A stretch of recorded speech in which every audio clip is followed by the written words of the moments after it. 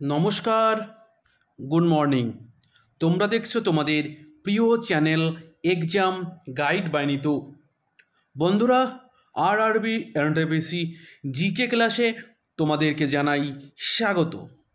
তোমরা যারা আগামী দিনে রেলওয়ে পরীক্ষায় অংশগ্রহণ করবে, তোমাদের জন্যই আমি নিয়ে এসেছি 2021 সালে আরআরবি এনটিপিসি পরীক্ষায় এসে যাওয়া প্রশ্নপত্র নিয়ে এই বিশেষ ক্লাস।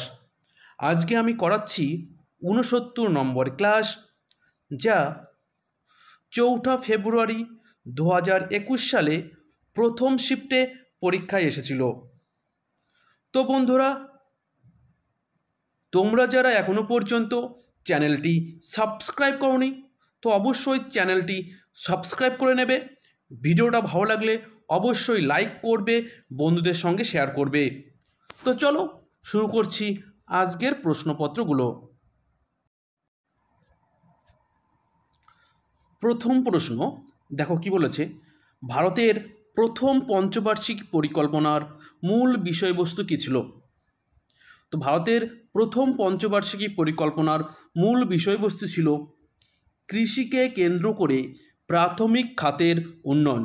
কৃষিকে কেন্দ্র করে প্রাথমিক খাতের উন্নয়ন, এটি ছিল প্রথম পঞ্চবার্ষিকী পরিকল্পনার মূল বিষয়বস্তু। অর্থাৎ প্রথম পঞ্চবার্ষিকী পরিকল্পনায় কৃষি উপর কিন্তু জোর দেওয়া হয়েছিল। ভারতে প্রথম পঞ্চবার্ষিকী পরিকল্পনার সময়কাল ছিল 1951 থেকে 1956 পর্যন্ত এবং হ্যারোড ডোমার মডেলের উপর ভিত্তি করে তৈরি করা হয়েছিল এই প্রথম পঞ্চবার্ষিকী পরিকল্পনা। পরবর্তী প্রশ্ন, অজন্তা গুহার চিত্রগুলি কি চিত্রিত করে? দেখবে অজন্তা গুহায় দেয়ালে কিন্তু বিভিন্ন চিত্র অঙ্কন করা রয়েছে। তো এই যে চিত্রগুলো, এটা কি চিত্রিত করে? তো এখানে জাতকের কাহিনী চিত্রিত করে। তো সঠিক উত্তর হবে জাতকের কাহিনী। ইরানের প্রাচীন নাম কি? তো সঠিক উত্তর পারস্য। বর্তমানে যে দেশটির নাম ইরান, তার প্রাচীন নাম ছিল পারস্য। ঠিক আছে, দেখো সোনালী চতুর্ভুজ কোন মেট্রো শহরগুলোকে সংযুক্ত করে? তো সোনালী চতুর্ভুজ, যা দিল্লি, বোম্বাই, চেন্নাই এবং কলকাতা, এই 4টি মেট্রো শহরকে যুক্ত করে। সোনালী চতুর্ভুজ প্রকল্পের কাজ 2001 সালে শুরু হয়েছিল এবং 2012 সালে শেষ হয়েছিল। আর এই সোনালী চতুর্ভুজের দৈর্ঘ্য 5846 কিলোমিটার। 5846 কিলোমিটার হচ্ছে সোনালী চতুর্ভুজের দৈর্ঘ্য। ভারতে 2016 সালে বিরল ডাইনোসর ইস্টিওসরের সবচেয়ে সম্পূর্ণ জীবাশ্ম কোথায় পাওয়া গেছিল? তো সঠিক উত্তর গুজরাট। তো বিরল ডাইনোসর ইস্টিওসরের সম্পূর্ণ জীবাশ্ম পাওয়া গেছিল গুজরাটে। অ্যালভিওলির কাজ কি? তো অ্যালভিওলির কাজ হচ্ছে এমন একটি পৃষ্ঠ প্রদান করা যেখানে গ্যাস বিনিময় হয়। ঠিক আছে, তো অ্যালভিওলের কাজ হচ্ছে এমন একটি পৃষ্ঠ প্রদান করা যেখানে গ্যাস বিনিময় হয়। মরক্কো এবং স্পেনকে বিভক্তকারী প্রণালীটির নাম বলো। তো মরক্কো এবং স্পেনকে বিভক্তকারী প্রণালীটি হলো জিব্রাল্টার প্রণালী। তো সঠিক উত্তর জিব্রাল্টার প্রণালী।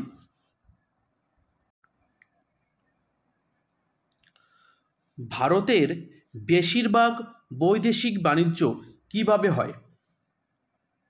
তো সঠিক উত্তর সমুদ্র ও আকাশপথের মাধ্যমে।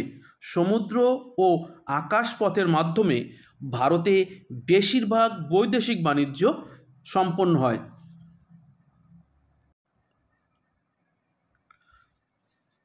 কোন ভারতীয় লেখক যিনি আনটাচেবল এবং কুলি এর মতো উপন্যাস লিখেছেন? তো কোন ভারতীয় লেখক আনটাচেবল এবং কুলি এই উপন্যাসগুলো লিখেছেন? তো সঠিক উত্তর মুলক রাজ আনন্দ। মুলক রাজ আনন্দের লেখা উপন্যাস আনটাচেবল এবং কুলি। মিজো ন্যাশনাল ফ্রন্ট এর প্রতিষ্ঠাতাকে? তো মিজো ন্যাশনাল ফ্রন্টের প্রতিষ্ঠাতা হলেন লাল ডেঙ্গা। লাল ডেঙ্গা হলেন মিজো ন্যাশনাল ফ্রন্টের প্রতিষ্ঠাতা। মিজো ন্যাশনাল ফ্রন্ট প্রতিষ্ঠিত হয়েছিল 1961 সালে। 1961 সালে মিজো ন্যাশনাল ফ্রন্ট প্রতিষ্ঠিত হয়।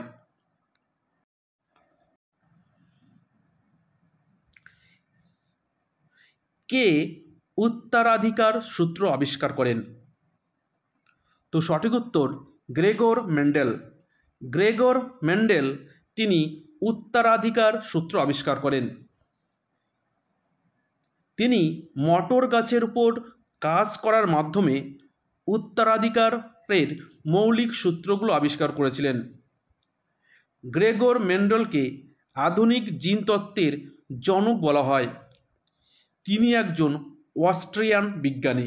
ঠিক আছে, তো গ্রেগর মেন্ডেল একজন অস্ট্রিয়ান বিজ্ঞানী।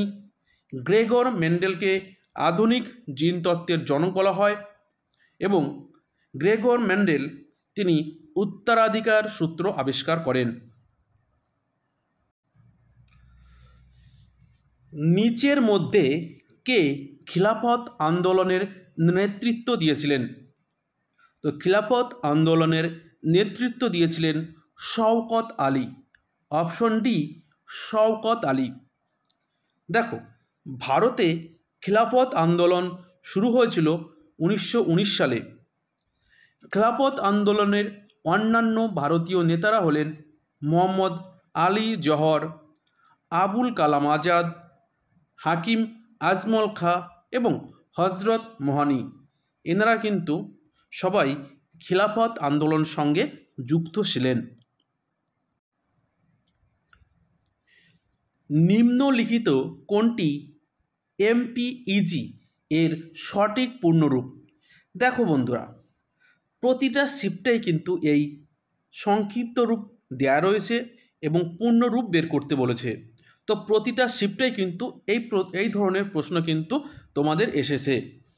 তো এমপিইজি এর সঠিক পূর্ণরূপ হচ্ছে moving picture expert group. Moving picture expert group. Balance electron বিদ্যমান তো পরমাণুর বাইরেরতম সেল। পরমাণুর বাইরেরতম সেলে পরমাণু ব্যালেন্স ইলেকট্রন বিদ্যমান। ঠিক আছে, তো ইলেকট্রনের ব্যালেন্স বিদ্যমান রয়েছে পরমাণুর বাইরেরতম সেলে।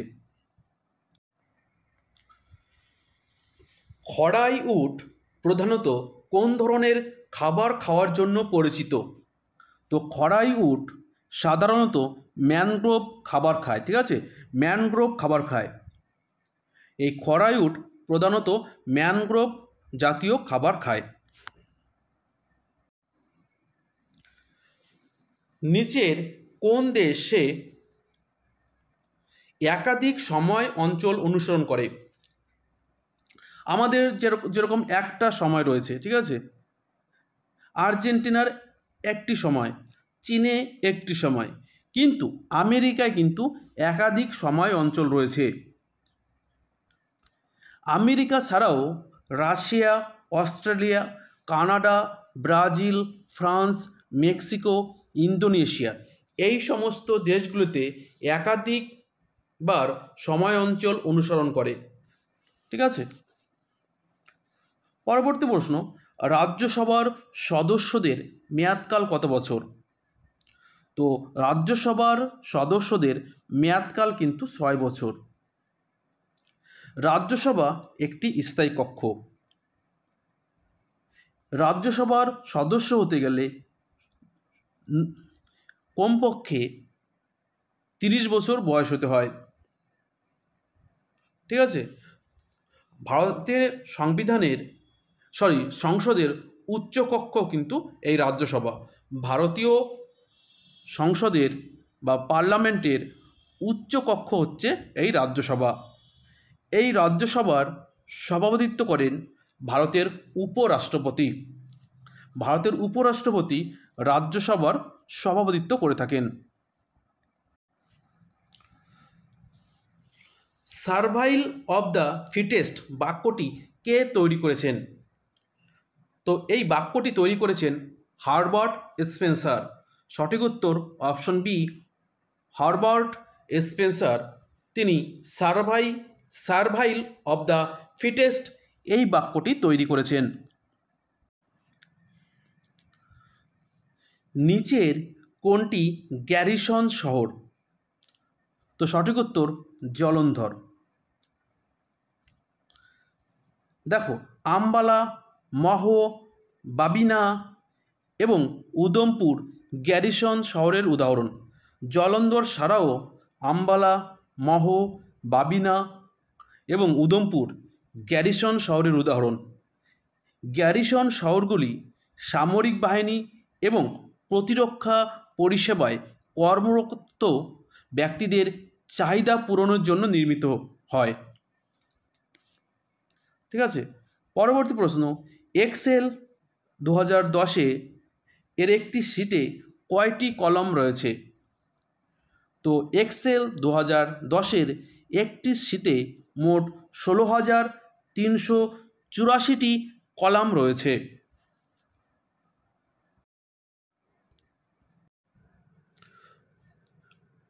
বারো জন ছেলে ছিল যারা 2018 সালে জুন মাসে একটি গুহায় আটকা পড়েছিল। তাদের উদ্ধার করার জন্য বিশাল মহড়া চালাতে হয়েছিল। এটি একটি আন্তর্জাতিকভাবে বিখ্যাত ঘটনা হয়ে ওঠে। এই ঘটনা কোন দেশে ঘটেছিল? তো এই ঘটনাটি ঘটেছিল থাইল্যান্ডে। তো সঠিক উত্তর থাইল্যান্ড। ভারতে এক সিংহওয়ালা গন্ডার কোথায় পাওয়া যায়? তো সঠিক উত্তর আসাম। আসামের কাজিরাঙা অভয়ারণ্যে ভারতের এক সিংহওয়ালা গন্ডার দেখতে পাওয়া যায়।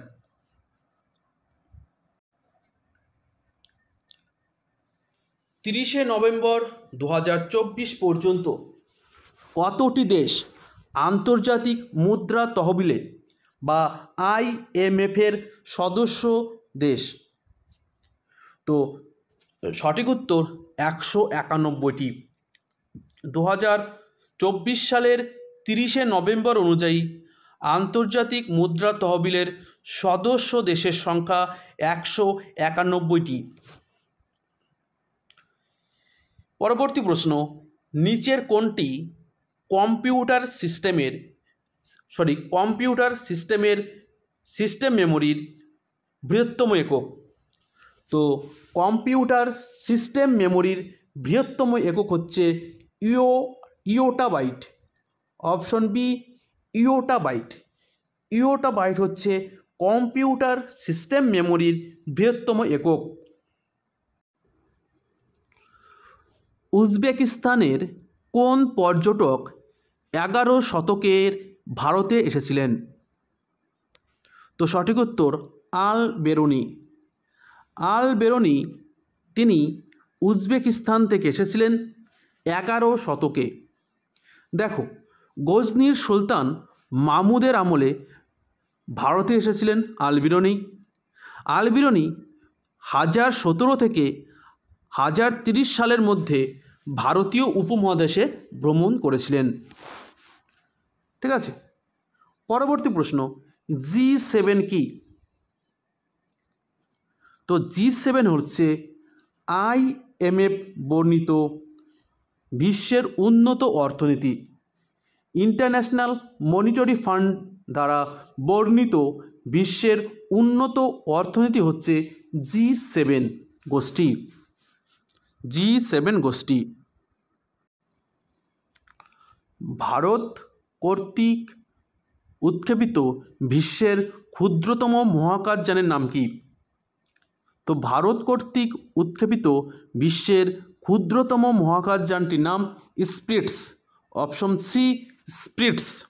ঠিক আছে, স্পিরিটস বিশ্বের ক্ষুদ্রতম মহাকাশযান, যেটি ভারত উৎক্ষেপণ করেছিল।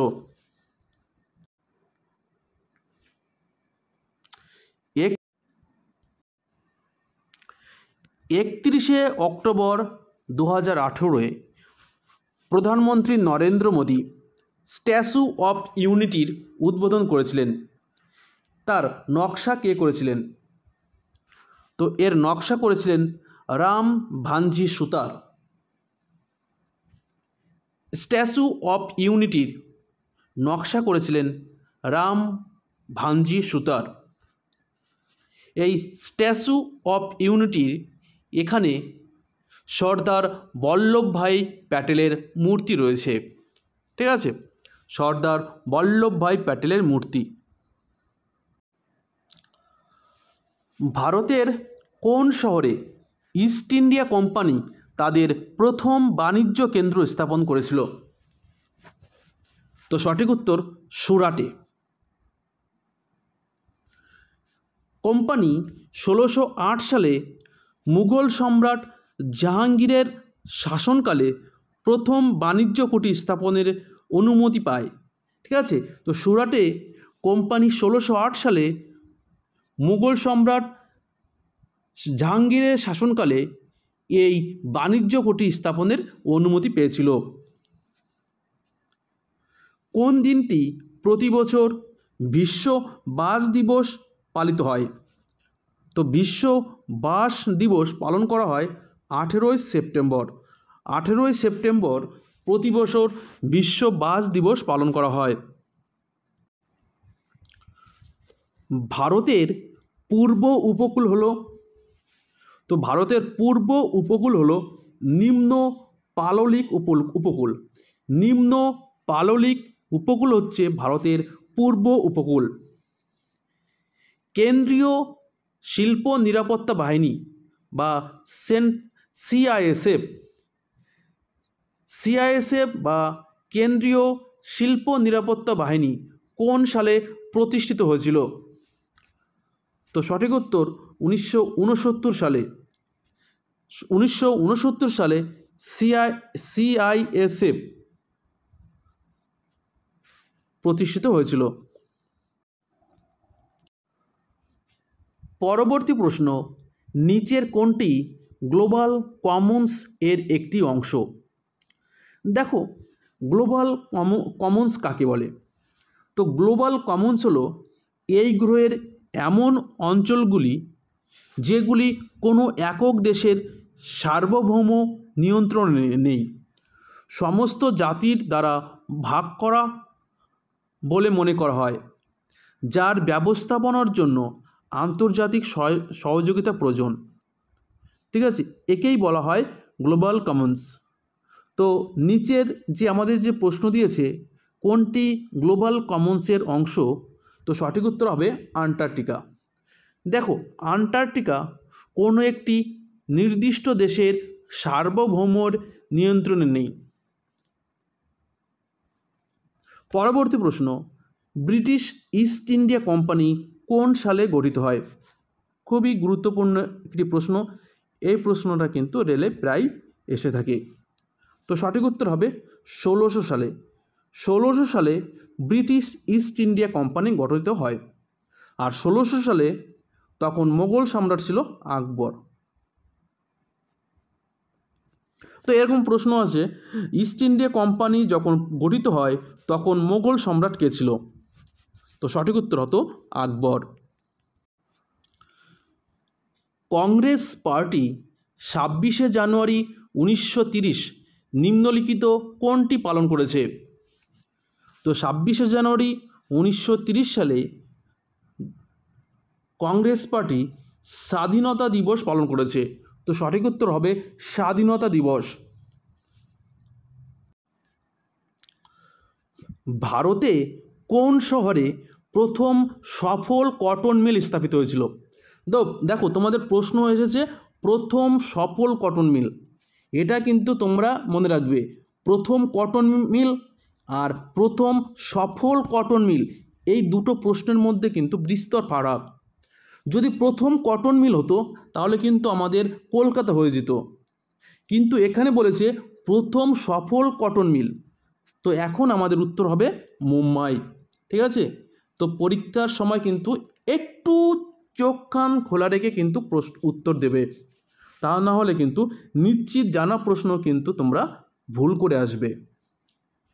তো 1818 সালে কলকাতার কাছে ফোর্ট গ্লস্টারে প্রথম কটন মিল প্রতিষ্ঠিত হয়েছিল, তবে বাণিজ্যিকভাবে এটি ব্যর্থ হয়েছিল।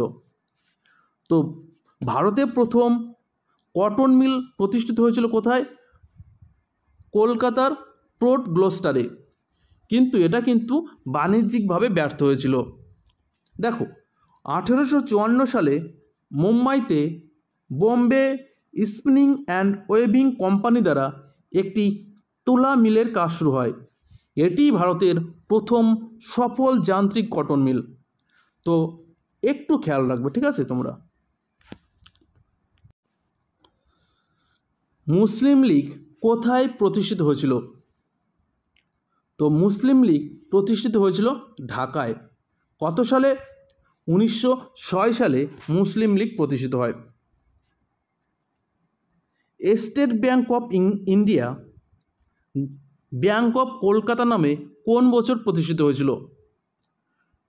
তো state bank of India bank of Kolkata নামে প্রতিষ্ঠিত হয়েছিল 1806 সালে। ঠিক আছে, তো বন্ধুরা ভিডিওটা এই পর্যন্তই। ভিডিওটা ভালো লাগলে লাইক করবে, বন্ধুদের সঙ্গে শেয়ার করবে। আবার দেখা হচ্ছে আগামীকাল সকালে। ততক্ষণে ভালো থাকবে, সুস্থ থাকবে। ধন্যবাদ।